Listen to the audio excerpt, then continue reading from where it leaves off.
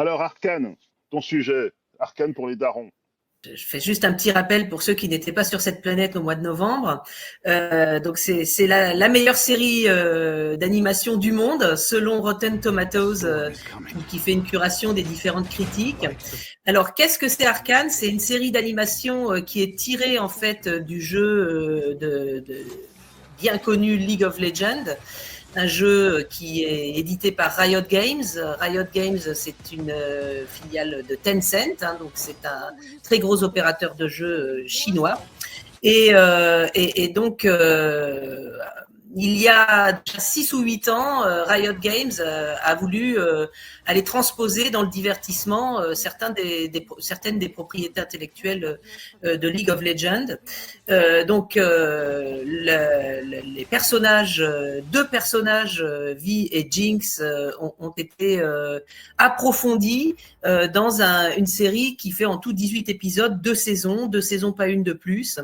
Et donc, on va faire un petit cocorico. Cette production est entièrement française, puisque c'est le studio Fortiche Productions qui l'a produite. Alors, avec un coût extrêmement élevé qui s'explique de deux façons. Premièrement, c'est une technologie, un procédé que Fortiche a plus ou moins inventé d'un mélange entre 2D et 3D pour un rendu qui est extrêmement qualitatif et qui permet de retranscrire des émotions.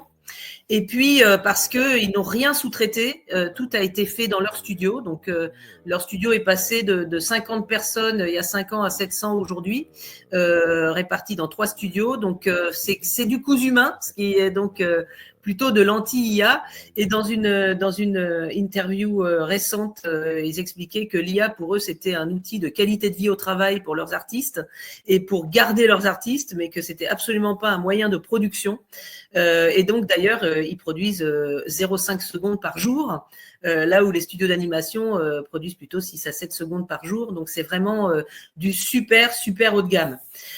Alors ça se voit, mais je dirais que ça a eu quand même un impact extrêmement fort sur ce qu'on appelle la malédiction de l'adaptation des jeux vidéo en divertissement, qui était jusqu'à présent relativement raté.